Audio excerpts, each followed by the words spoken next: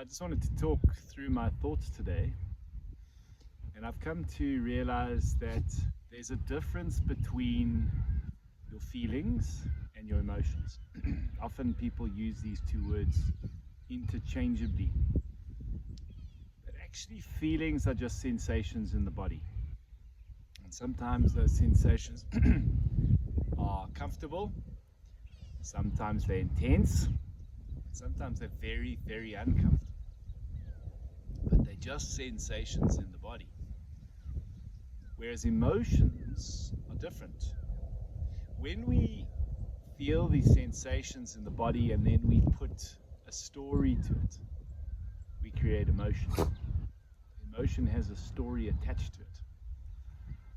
And I think that our society at large, there's this underlying narrative or unrealistic expectation or unhealthy expectation that life should always be positive, life should always be comfortable, you should always be happy, that's the better state to be in, you should always be successful, you should always be progressing.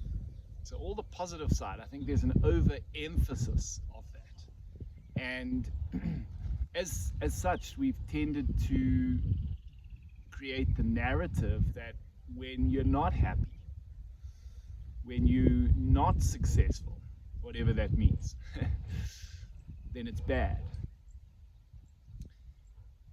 And I think what we really need to do is change the narrative.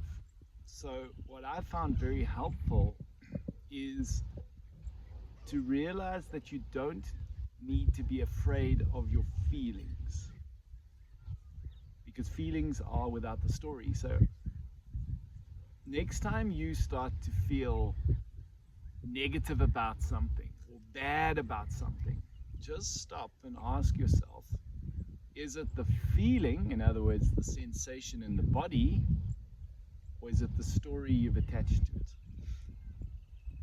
And if you let go of the story that you've attached to it and you just bring your attention to the sensation in the body, the feeling, without needing to put words or stories to it, just notice the feeling. Take all language away. Take all language off that feeling, away from that feeling.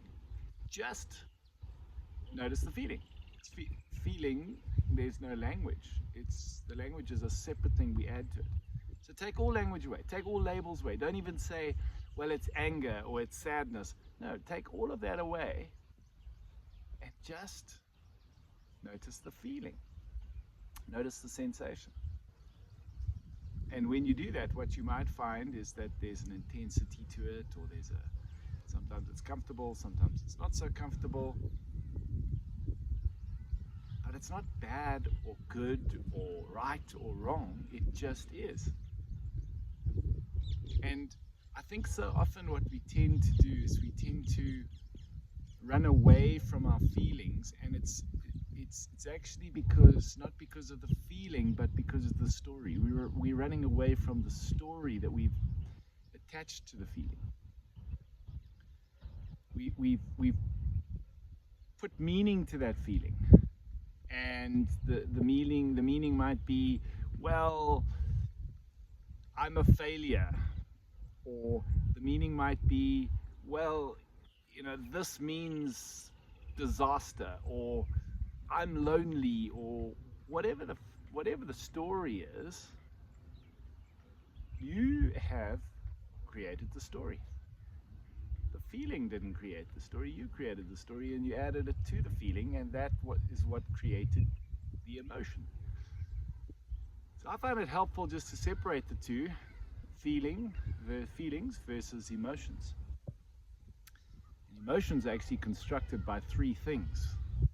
What we're focusing on, which determines what sensory information we actually process, what that feels like in the body, our feelings, and then the language we attach to those feelings, which is the story, which is the interpretation of that, the meaning. And those three elements, focus, feelings, language are what create emotion. So if you take the language off, all you're left with is what you're focusing on and what you're feeling. And there's no meaning. Suddenly there's no right or wrong. It just is. It is what it is. And sometimes that's helpful, to just let go of the story, or step back from the story at least. And if you really want to attach a story, attach a positive story. Attach one that's enabling.